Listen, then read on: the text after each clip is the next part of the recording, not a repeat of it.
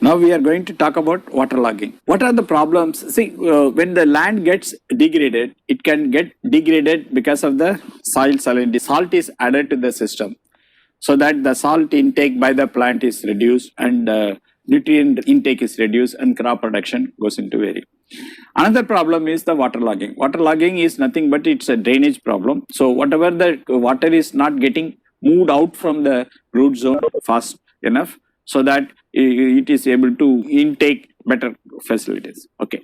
Now waterlogging is the water table which rises up. That means the water which is being percolated is not moving to the source further down or on the sideways, or one situation. Another situation, water which is gets percolated elsewhere, they try to come and then come out of the root zone areas, so causing a circulation problem. So that is what the waterlogging problem. And it is normally happens in the alluvial areas, close to the alluvial areas, whether the inflow from the river or inflow from the adjoining areas, they try to make the water table to the closest stream. So other reasons are that over irrigation, that means before the water goes down, out of the root zone areas, you irrigate it, or inadequate drainages, or management of poor irrigation management.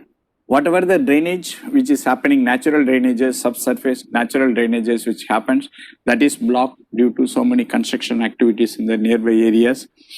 And or what is happening is, if it is a land which is a bubble type of geomorphology, where the land is locked and water does not have any outlet to move away. These are all the major causes for the waterlogging problems. And what are the effects which can happen on this is, you may have to delay cultivation operations, as well as aquatic weeds are likely to grow in those areas.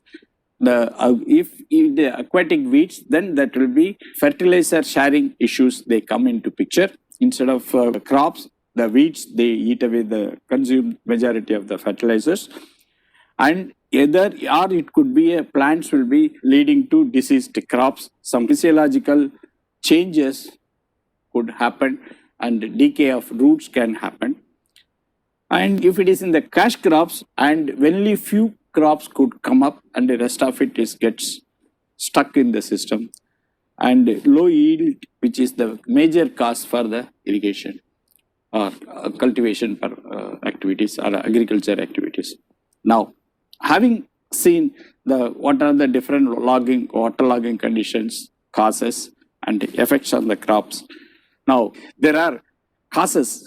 It could be a natural causes, it could be a human induced causes, or it could be a permanent activity. It could be when during the rainfall days, you must be seeing then waterlogging, water accumulations, they take place.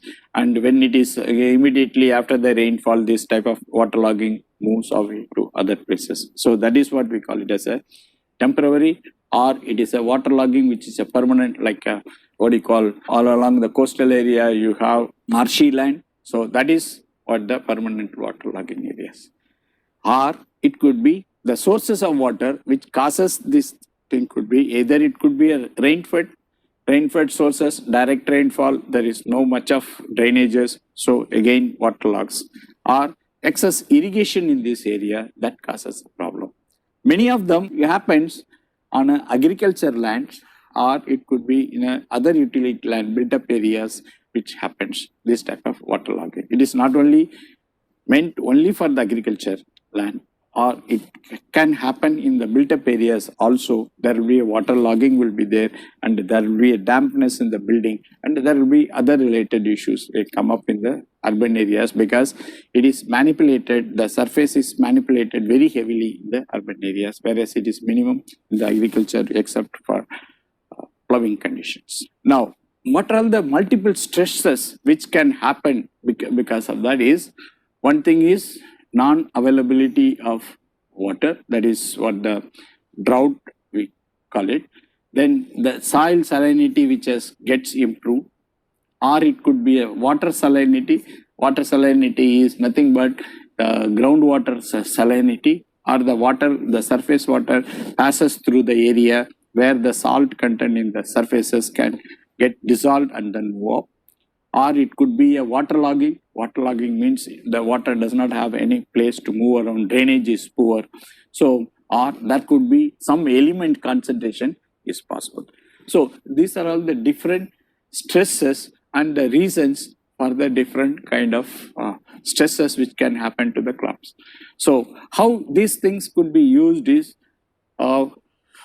make a baseline information and then try to get all those areas marked and then do your practices and how best it is removed after few years of time. That is how the GIS could be brought into picture even a smaller area or on a larger area, because these water movement and salinity, water logging and all those things, they are of regional nature, not of a smaller scale activities.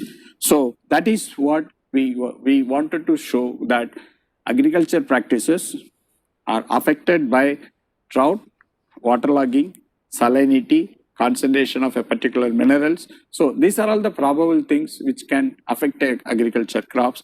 That needs not only the observations, monitoring and updation of the information is possible, but so that we will be able to take a better management practices to reclaim the degraded agricultural land back into the system.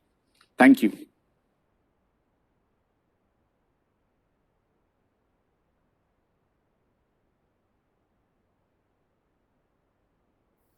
Hello everyone, in this video we'll see about water logging and how to reclaim that soil which is waterlogged.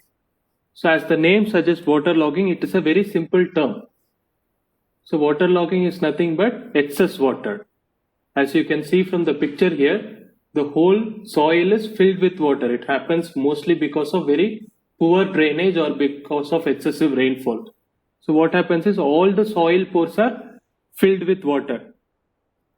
Suppose this is the crops and you have soil pores here. And usually the water table is somewhere down below. So when water gets logged, there is excess water. So this water table rises up to like just 1 to 2 meters below the ground surface. The water table rises up to here. So because of this, all the soil pores are filled with water. If all the soil pores are filled with water, obviously air cannot circulate around this area. If air cannot circulate, oxygen is cut off. If oxygen is cut off, the bacteria does not get enough oxygen. So this bacteria which is necessary for the plant food, it dies. Like we need food, plant also requires some sort of bacterial activity to get its process done and grow. So this bacteria which is necessary for the plant, it dies just because of water logging and because the oxygen for it is cut off. So because of this, what happens is that then the root starts decaying and ultimately the plants die, or it will become very decayed that you will have very less crop yield.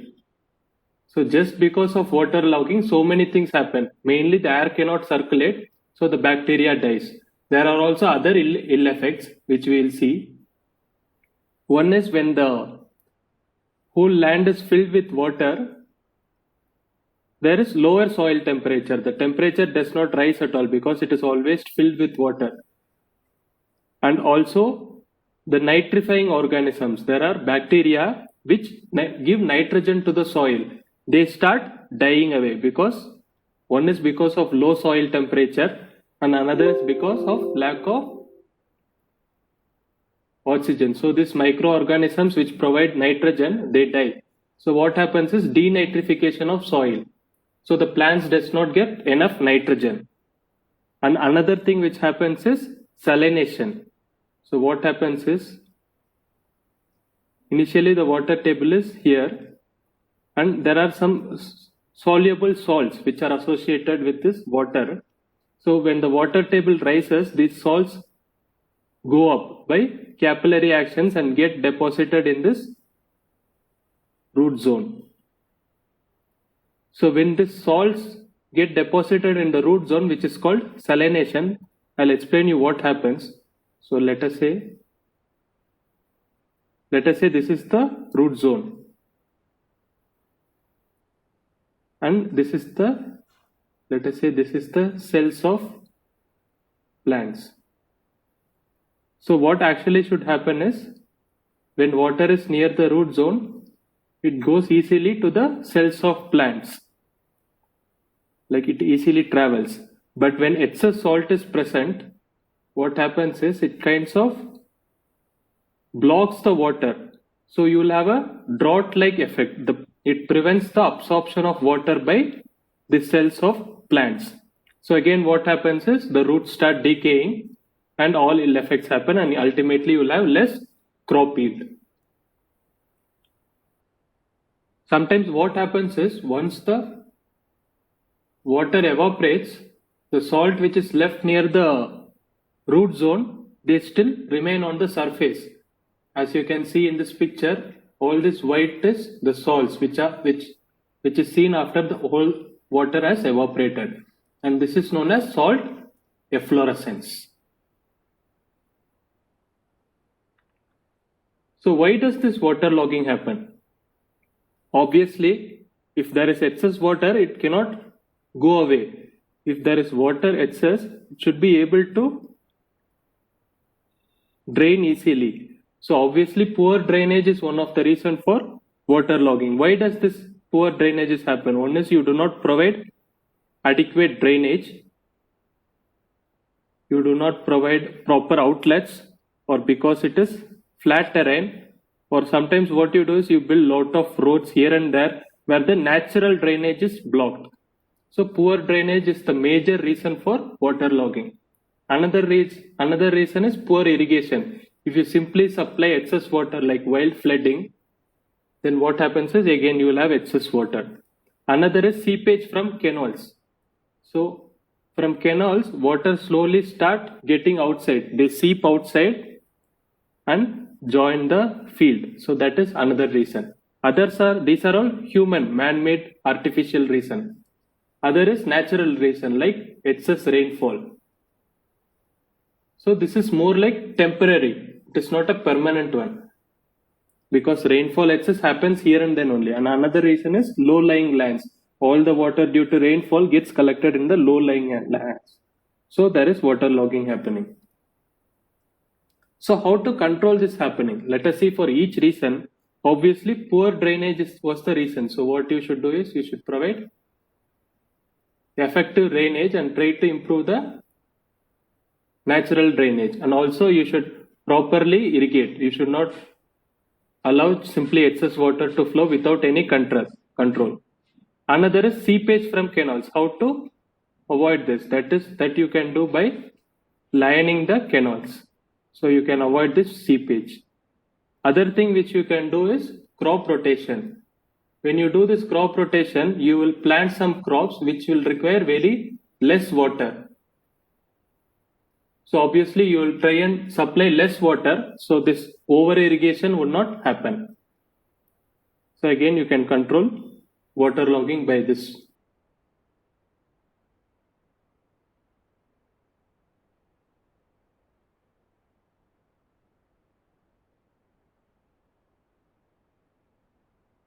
Method. Another thing which I'll explain now is sodic soil. Sodic soil, as the name suggests, it is soil with high sodium content. Like this Na plus ions are greater than like 15% in the soil. So this sodic soil also, again, it is classified into two types. One is saline sodic soil, another is alkaline sodic soil. In saline sodic soil, NaCl, that is sodium chloride, is predominant. In alkaline, this alkali is predominant. Sodium carbonate is predominant. So what happens in this sodic soil? So this, in sodic soil, there are a lot of sodium ions. What they do is they replace the magnesium and calcium ions which is in the soil. So when they replace the soil gets destructured. So it loses its whole structure and starts crumbling and becomes impermeable like this. So this is a very bad soil where you cannot even try to grow crops. So how to reclaim the land which is either sodic soil or it is with excess water? So that is where this reclamation comes into play. What you do is you drain it out and lower the water table. That should be your aim during reclamation. The one of the process for reclamation is leaching. So what you do is, when already there is excess water, but you still flood the land with as much water as possible. You just keep on flooding the land.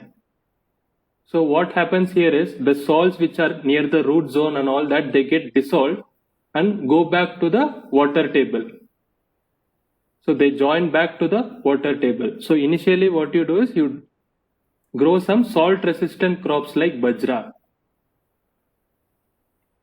And after the soil gets back to normal, you can grow the ordinary crops. In this also, if sodium carbonate, which is alkali, which is excess, then this process may not work. So what you should do is you should add gypsum before leaching. Gypsum is calcium sulfate. What you do is you add gypsum. So what happens is Na2CO3 reacts with gypsum and forms Na2SO4. So it is relatively easier to leach this out, and this salt goes back to the water table during this leaching process. This is all about water logging and reclamation. Thanks guys for watching the video.